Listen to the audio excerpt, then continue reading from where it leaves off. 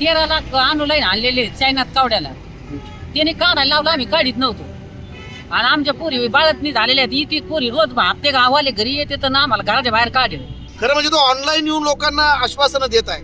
आमचा आक्षेप असा आहे की पोलीस प्रशासन एवढं प्रगत झालेलं आहे, टेक्नॉलॉजी एवढी पुढे गेलेली असताना देखील हा साई कवडे जो आहे तो अटक का होत नाही?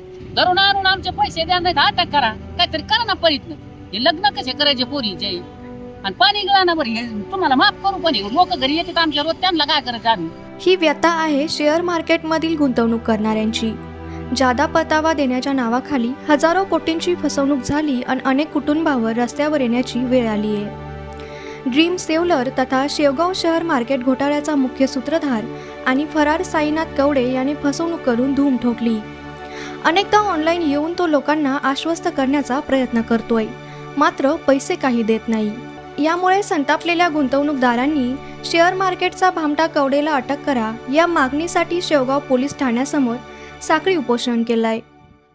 घरावर कर्ज काढ, 13 लाख अनुलाईन आणलेले चायनात कावड्याला. त्याने काढायला लावला, आम्ही काढीत नव्हतो. आणि आमच्या पोरी बाळतनी झालेल्या आहेत. इथे पोरी रोज हप्ते गावाले घरी येते तर ना आम्हाला घराच्या बाहेर काढेल. आज 3 रोज झाले आम्हाला भाकरीने कोडी. आणि घराच्या बाहेर आम्ही बसून येत लगेच. मग काय करायचं आम्ही आता? कसं करायचं? आमच्या पैसे सोय करा, तेवढे पैसे मिटले का आम्ही काहीच करीत. आणि अनुलाईन आणलेले पैसे आणि एक 10 लाख आहेत. पोरांनी कामधंदा करून नाही, पोरीचं लग्न करायचं आहे लिमगावच्या, तिचे 6 लाख आहे. त्यांनी दगड उचलून, लोकांची चिमिट उचलून दुकानाचे पैसे टाकलेले आहेत. लग्न रहित झाले. पाहुणा असा पाणी गिळीन असं धरणीला पाड्याला. काय करायचं या चायनाचं? मग इतकं फसिलंय त्यांनी. ते म्हणजे कुठून आणले तुम्ही?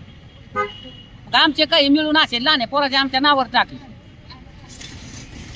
आणि 13 लाख त्यांनी काढायला लावले, आम्ही काढीत नव्हतो. कोणाला विचारा, आम्ही सडकाच्या खाली माणूस उतरून नव्हता दिला आत्तापर्यंत. गाव कोणतं आहे? रताळी कोण आम्ही फालक्याच्या वाडीची फलकी आहे. काम करून आम्ही 40 यांनी गुंठ्यानी जागा घेतली, 5 गुंठे.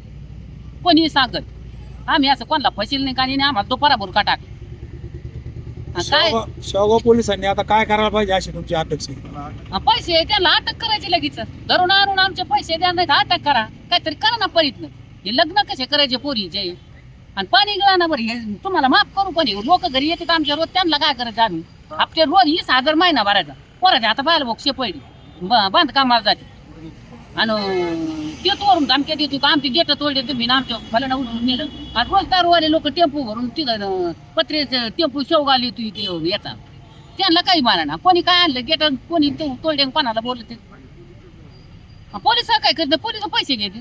शेवगाव तालुक्यासह शेजारचे असणारे जे काही तालुके आहेत, त्या तालुक्यामधील हजारो सर्वसामान्य गोरगरीब शेतकरी, कष्टकऱ्यांचे कुटुंब उद्ध्वस्त करणारे, या भागामध्ये अनेक शेअर्स मार्केट चालवणारे लोक होते.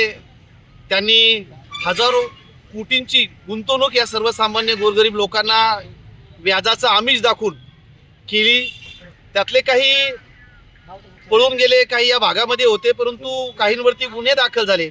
आंदोलनाच्या माध्यमातून काही शेअर्स होल्डर जे काय आहेत शेअर मार्केटिंगवाले, त्यांना अटकही झालेली आहे. पण खऱ्या अर्थानं या तालुक्यामधील हजारो गुंतवणूकदार त्यांची फसवणूक केली, त्यांचे कुटुंब उद्ध्वस्त करून हा जो काही साई कवडे नावाचा जो काही शेअर मार्केट चालवणारा व्यक्ती आहे, त्याने मात्र इथं तो राजरोसपणे फिरतोय, ऑनलाईन येतोय.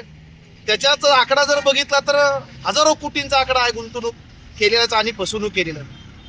खरं म्हणजे तो ऑनलाईन येऊन लोकांना आश्वासनं देत आहे. आमचा आक्षेप असा आहे की पोलीस प्रशासन एवढं प्रगत झालेलं आहे, टेक्नॉलॉजी एवढी पुढे गेलेली असताना देखील हा साई कवडे जो आहे तो अटक का होत नाही? हा खऱ्या अर्थानं आमच्या सगळ्यांच्याच पुढचा प्रश्न आहे.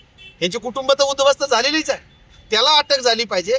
काय निर्णय होईल तो न्यायालयामध्ये होईल, पण त्याला कोण पाठीशी घालतंय? खरा मुद्दा असा आहे की हा जो साई कवडे आहे, याला पाठीशी घालणारा, त्याला प्रोटेक्ट करणारा प्रशासनामधला कोणीतरी मोठा आका आहे. आमचं सगळ्यांचंच म्हणणं आहे की हा कोण मोठा आका आहे प्रशासनातला? राजकारणामधला राजकीय आश्रय देणारा एक मोठा आका आहेच, पण प्रशासनामधला देखील एक मोठा आका आहे. खरं म्हणजे त्या मोठ्या आक्यापर्यंत जाणं खूप गरजेचं आहे. कारण साई कवडेला अटक करायची असं जरी म्हटलं, त्यांच्यापर्यंत जाण्याचा जरी विचार केला, तरी इथले जे पोलीस कर्मचारी आहे, पोलीस कर्मचाऱ्यांपासून तर अगदी मोठ्या अधिकाऱ्यांपर्यंत गब्बर झालेले आहेत. पण ज्यांनी गुंतवणूक केली मात्र ते बिचारे अजूनही त्यांच्यापर्यंत रुपया आलेला नाहीये. म्हणून सगळ्यांच्या वतीनं आम्ही शेवगावकरांच्या वतीनं आम्ही इथं अनेक पक्षांचे लोक आहोत. आम्ही या सगळ्या गुंतवणूकदारांना जे उपोषणाला बसले आहेत त्यांना आम्ही पाठिंबा देणार आहोत. आम्ही यापूर्वी पाठिंबा दिलेला आहे, आजही त्यांच्या सोबत आहोत. आमिषापोटी त्यांनी गुंतवणूक केली पण कुठेतरी मार्ग निघाला पाहिजे आणि ज्याने कुणी गंडा घातलाय त्यांना अटक झाली पाहिजे आणि अटक करून त्याच्या मुसक्या आवळून या पोलीस स्टेशनला त्यांनी आणलं पाहिजे पोलीस प्रशासनाने.